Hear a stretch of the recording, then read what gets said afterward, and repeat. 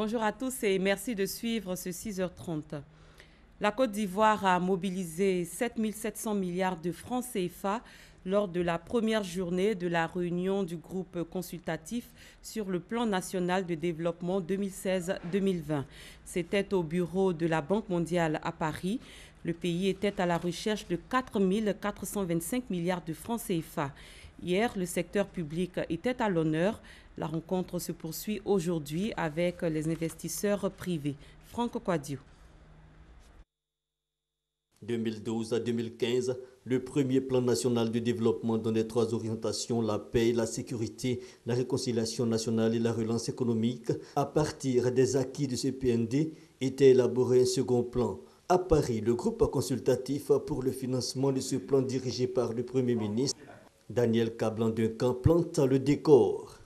1 million de personnes sont sorties de la pauvreté. Je crois que c'est de l'argent bien placé et nous souhaitons accélérer ce mouvement pour 2020 avec une transformation structurelle de l'économie ivoirienne, d'une part, mais aussi la diminution de moitié du taux de pauvreté en Côte d'Ivoire sur les 5 ans à venir. Et pour convaincre les partenaires extérieurs, des efforts pour une meilleure gouvernance ont été faits. Les efforts ont porté sur le dispositif juridique, mettre en place des tribunaux spécialisés pour prendre en charge de façon rapide et efficace toutes les questions commerciales. Donc c'est un ensemble de mesures. Il a parlé de la formation, l'éducation et la formation, sur lequel doit être mis un accent particulier, la promotion du genre et évidemment celle de la jeunesse également. Il a parlé donc de la transformation de notre économie également qui est important. Donc la construction d'infrastructures, c'est tous ces points et tous les axes que le Premier ministre a développés. Développement bien perçu, la Banque africaine et la Banque islamique de développement, le Fonds monétaire international et la Banque mondiale l'ont relevé. On voit que la croissance africaine va diminuer en 2015, 2016 et 2017. Pour éviter ces chocs, il faut transformer au maximum vos ressources sur le plan intérieur. Et c'est en ce sens qu'il faut saluer ce deuxième plan de la Côte d'Ivoire qui se fonde sur la transformation structurelle de l'économie. De bonnes dispositions. Reste à obtenir les fonds.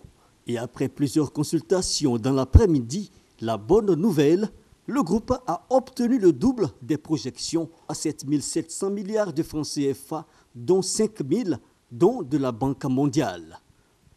Le gouvernement envisageait de mobiliser au cours de cette journée la somme de 4 425 milliards de francs CFA, soit autour de 8,8 milliards de dollars US, toujours avec le taux de 500 francs CFA pour $1.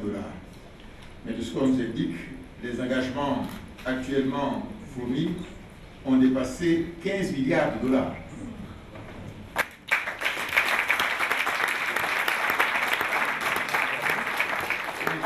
Première journée de discussion, les choses s'annoncent bien. Place désormais aux rencontres du mercredi 18 mai avec le secteur privé. Le gouvernement lutte contre la cherté de la vie, les augmentations au-delà de 10% sur les factures d'électricité depuis le début du mois de juillet 2015 seront remboursées aux clients de la compagnie ivoirienne d'électricité. Adama Kone nous explique le mode de calcul dans ce reportage. Après les explications sur les grandes lignes du remboursement du trop perçu sur les factures d'électricité, éclairage sur le mode opératoire. La compagnie ivoirienne d'électricité, CIE, se veut transparente sur la question. Exercice pratique. Sur cette facture, le client avait sa consommation de septembre 2015. Sa conso était de 1200 kWh. Et la facture de septembre était de 106 800 francs. Alors, ce que nous allons faire, c'est de recalculer les mêmes 1200 kWh dans les conditions du tarif de 2012. Donc, nous faisons une facture, on va appeler 2012. Si on est dans ce cas-là, nous avons 89 925 francs. Donc, on voit bien qu'il y a un écart. Un écart de 17 800.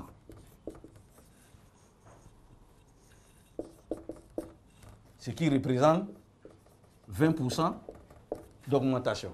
Ça veut dire que pour cette facture-là, de 1200 kWh, lorsqu'il est calculé avec l'ajustement tarifaire, c'est 106 800. Si on n'avait pas fait l'ajustement tarifaire, c'est 89 925 que le client devait payer. Dans les cas de 17 000, la décision dit qu'il ne faudrait pas que cet écart-là dépasse 10%. Donc, comme on a 20% d'augmentation, nous allons restituer 10% d'augmentation. Ça fait 8 923 francs. Donc, vous voyez que dans l'exercice, on passe en revue chacune des factures, on le recalcule sur le modèle de 2012. Et lorsque le seuil dépasse 10%, nous positionnons comme remboursement le surplus. Au total, les augmentations concernent les consommations facturées depuis le mois de juillet 2015. Donc, les clients ont en leur possession la facture de septembre, la facture de novembre, la facture de janvier et la facture de mars. Ça fait 4 factures. Pour les clients qui sont facturés dans les mois pairs, ils ont en leur main la facture d'octobre, la facture de décembre, la facture de février et la facture d'avril. Donc, dans l'un ou l'autre des cas, c'est 4 factures qui sont concernées par cette mesure. Faut-il le rappeler, les abonnés facturés au tarif domestique social évalué à 500 000 clients ne sont pas concernés. Comment reconnaître qu'on est abonné social? Il suffit de regarder en haut à droite de sa facture la mention code 01 qui correspond à cette catégorie. Les responsables des structures pénitentiaires sont en formation. Ils sont en passe d'être mieux outillés sur la prise en charge humanitaire des détenus. C'est une initiative du Comité international de la Croix-Rouge. Herman Yamé. À la peine prononcée par les juridictions, les pensionnaires des prisons en Afrique doivent aussi subir la peine infligée par les difficultés du milieu carcéral. Entre autres difficultés, la surpopulation des prisons, la mauvaise alimentation des détenus et les violences, ce qui entraîne très souvent des protestations ou des mutineries réprimées brutalement par l'administration déficiente. Aujourd'hui, la gestion de prison suscite toujours le débat. Il se pose en termes de conditions d'hygiène, il se pose un problème en termes d'accès aux soins, en termes d'alimentation et de nutrition. C'est pour mettre fin à ces situations qui n'honorent pas le gouvernement que le Comité international de la Croix-Rouge CICR initie cette formation au profit des hauts responsables des systèmes pénitentiaires et de prisons francophones. La Côte d'Ivoire non plus n'est pas épargnée par les difficultés que rencontrent les établissements pénitentiaires. C'est pourquoi le ministre de la Justice dit attendre beaucoup des conclusions de cette formation.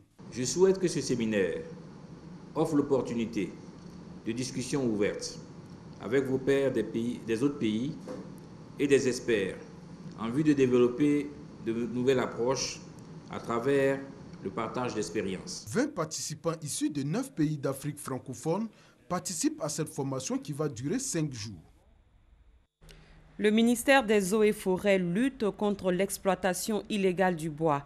Des milliers de billes de bois coupées frauduleusement ont été saisies. La découverte est faite dans l'une des plus grandes sociétés industrielles du bois installée à Danané, à l'ouest de la Côte d'Ivoire. Kadi Fadiga Fofana. La forêt se fait rare en Côte d'Ivoire. Plus de 400 000 m3 de bois sont exploités chaque année. La superficie des forêts est passée de 16 millions d'hectares à 2 millions d'hectares. La cause de cette situation, la fraude dans la filière bois. Alors, depuis sa prise de fonction, Dakouri Tablé, ministre des Eaux et Forêts et ses collaborateurs mènent la lutte contre l'exploitation illégale du bois. Ici, à Danané, une grosse prise. Dans cette entreprise industrielle de bois, la majorité des billes coupées ne respectent pas les normes. Toutes les billes du parc des Tanry ne respectent aucune norme de la législation forestière.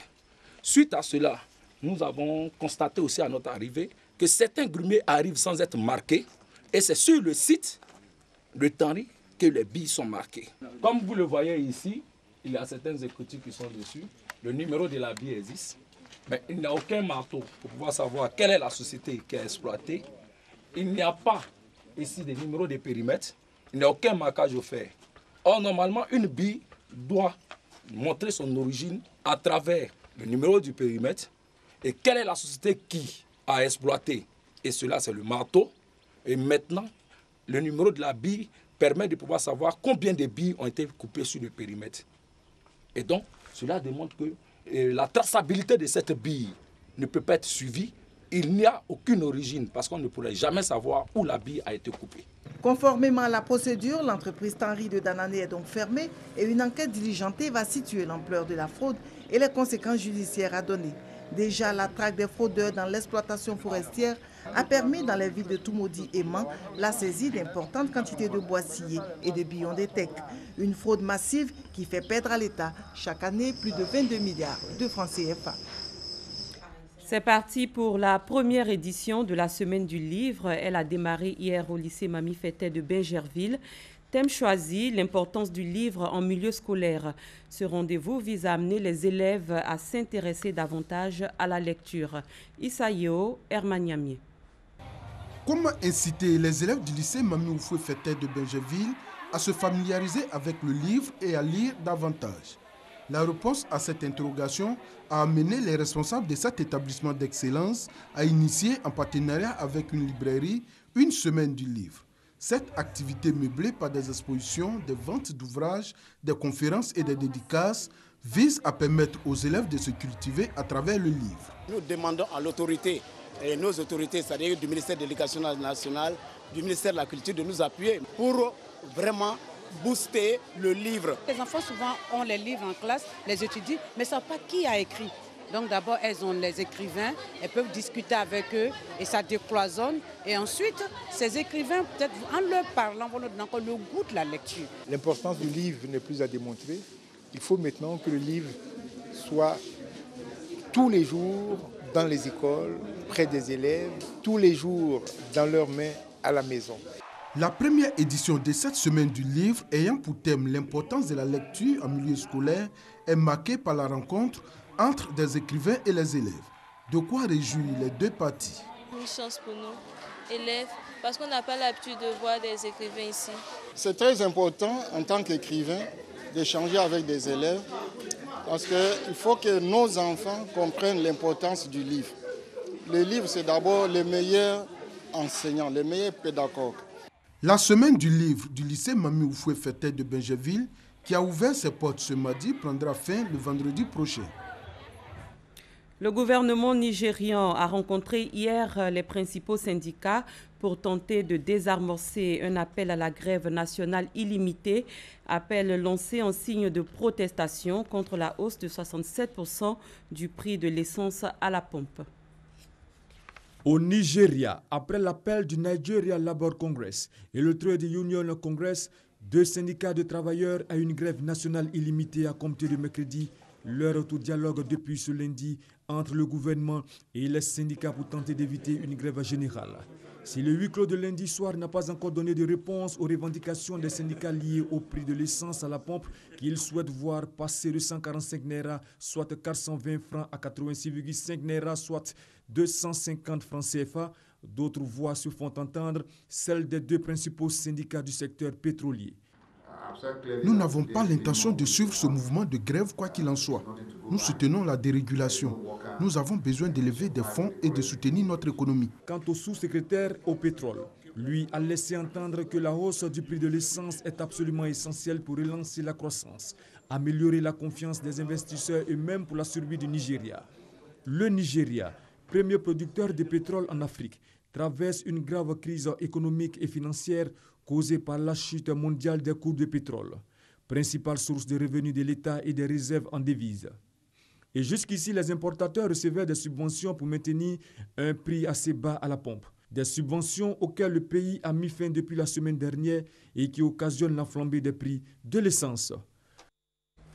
Le Venezuela a fait un pas vers l'autoritarisme. Le président de ce pays a étendu hier ses pouvoirs en matière de sécurité, de distribution alimentaire et énergétique après avoir proclamé l'état d'exception.